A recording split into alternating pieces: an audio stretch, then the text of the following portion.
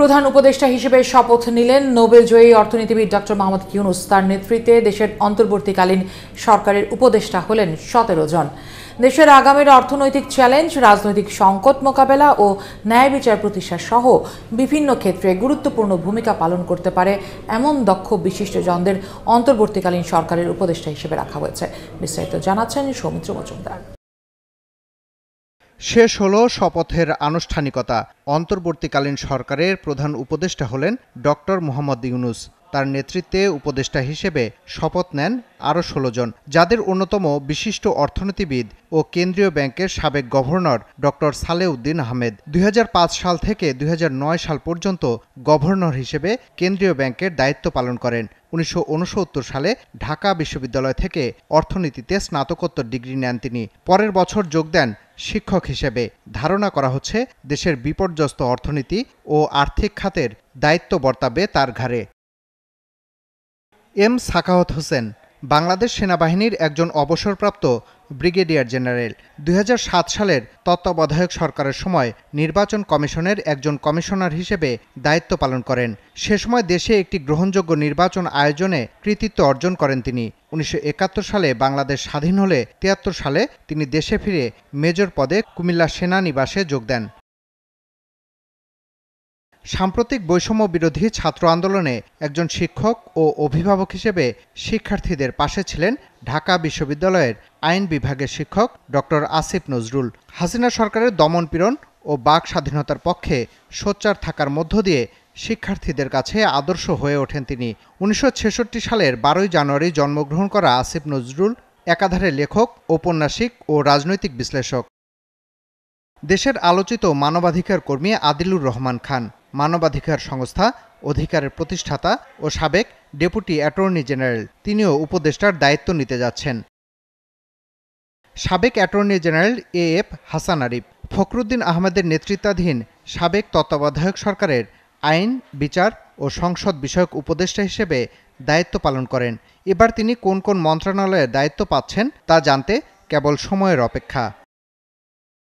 দেশের সাবেক পররাষ্ট্র সচিব মোহাম্মদ তৌহিদ হোসেন দক্ষিণ আফ্রিকায় বাংলাদেশের সাবেক হাইকমিশনার। ১৯৮১ সালে যোগ দেন বাংলাদেশ ফরেন সার্ভিসে। ১৯৯৯ সালের জানুয়ারি থেকে ২০০০ সালের ফেব্রুয়ারি পর্যন্ত ফরেন সার্ভিস একাডেমির প্রিন্সিপাল হিসেবে দায়িত্ব পালন করেন তৌহিদ হোসেন।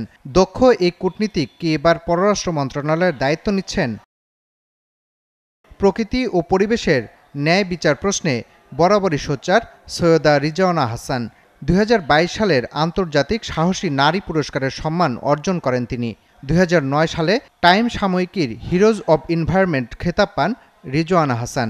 পরিবেশ বিনাশী উন্নয়ন কর্মকাণ্ডের বিপরীতে দেশকে জলবায়ু পরিবর্তনের ঝুঁকি মোকাবেলার চ্যালেঞ্জ নিতে যাচ্ছেন তিনি। উপদেষ্টা হিসেবে অন্যদের মধ্যে জায়গা করে নিয়েছেন বৈষম্য বিরোধী ছাত্র আন্দোলনের অন্যতম দুই সমন্বয়ক আসিফ মাহমুদ সজীব ভুঁইয়া ও মোহাম্মদ নাহিদ ইসলাম। তারা দুজনেই ছাত্র প্রতিনিধি হিসেবে দায়িত্ব পাচ্ছেন। দেশের ইতিহাসে এই প্রথম শিক্ষার্থী থাকা অবস্থায় সরকারের অংশ হিসেবে দায়িত্ব পালন করতে যাচ্ছেন তারা। ১৬ উপদেষ্টাদের মধ্যে রয়েছেন সাবেক রাষ্ট্রদূত সুপ্রদীপ চাকমা। তিনি বর্তমানে পার্বত্য চট্টগ্রাম উন্নয়ন বোর্ডের চেয়ারম্যান হিসেবে কর্তব্যরত রয়েছেন। ফরিদা আক্তারের জন্ম চট্টগ্রাম জেলার চন্দনাইশ থানার হারড়া গ্রামে। নারী উন্নয়ন, স্বাস্থ্য, কৃষি, মৎস্য সম্পদ, তাঁত শিল্প, গার্মেন্টস শিল্প ও শ্রমিক, জনসংখ্যা এবং উন্নয়নমূলক বিষয়ে নিবিড়ভাবে দীর্ঘ প্রায় ৩ দশক ধরে কাজ করেছেন তিনি। অধ্যাপক ডাক্তার বিধান রঞ্জন রায় পোদ্দার ছিলেন জাতীয় মানসিক স্বাস্থ্য ইনস্টিটিউটের পরিচালক। এর আগে তিনি ময়মনসিংহ মেডিকেল কলেজ হাসপাতালের মনোরোগ বিভাগের প্রধান ছিলেন। আবুল ফয়েজ মোহাম্মদ খালিদ হোসেন একজন ইসলামী পণ্ডিত। হেফাজতে ইসলাম বাংলাদেশের সাবেক নায়েবে আমির ছিলেন তিনি। গ্রামীণ ব্যাংকের জন্মলগ্ন থেকে প্রফেসর মোহাম্মদ ইউনূসের সাথে দীর্ঘ ২ দশকেরও বেশি সময় কাজ করেছেন নূরজাহান বেগম। নারী উন্নয়নে মাঠ পর্যায়ে কাজ করা একজন মানুষ তিনি। যে ৪ জন অন্তর্বর্তীকালীন সরকারে স্থান পেয়েছেন তাদের অন্যতম ডক্টর শারমিন মুর্শিদ, নির্বাচন পর্যবেক্ষণকারী বেসরকারি সংস্থা ব্রতির প্রধান নির্বাহী কর্মকর্তা তিনি। আমি মনে করি আমাদের দেশের উগ্র অত্যন্ত আক্রমণাত্মক যে পুঁজি সমাজ, এটাকে একমাত্র কমনীয় করে তুলতে পারে ওনার সামাজিক ব্যবসা। তো এটা কোনোদিনও আমরা মুক্তভাবে আলোচনা করার সুযোগ পাইনি, তারপরেও করেছি, কিন্তু এখন আমরা করব। আমরা সবাইকে বোঝাবো, আপনাদেরকে বোঝাবো কেন এটা এত মানে যোগ্য, সাপোর্টযোগ্য। এটা হলো একটা কথা। আরেকটা কথা হচ্ছে যে এত বড় একটা দুর্যোগ হয়ে গেল গত 2 মাসে, আর গত 1 মাসে আকাশ আর পাতালের একটা পরিবর্তন ঘটে গেল, যেটা আমরা ভাবতেও পারিনি, এবং অনেক বড় ধ্বংসের মধ্য দিয়ে, আমাদের অনেক বাচ্চাদেরকে হারানোর মধ্য দিয়ে। সেই জায়গাটা কিছুতেই বৃথা যেতে দেওয়া যাবে না। সেখানে আমাদের একটা গভীর কমিটমেন্ট থাকতে হবে, এবং আমরা যেখানে আছে আমাদের একটা প্রতিশ্রুতি, আমরা ওনার কাজকে এগিয়ে নিয়ে যাব। কারণ ওনার কাজ হবে দেশের কাজ। এটা সৎ হবে আমি জানি, এটার মধ্যে নিষ্ঠা থাকবে আমি জানি, এটার মধ্যে দেশপ্রেম থাকবে আমি জানি, আর এটা সকল তরুণদেরকে নিয়ে হবে এটাও আমি জানি। তো ওনার পাশে থাকবো না তো কার পাশে থাকবো বলুন?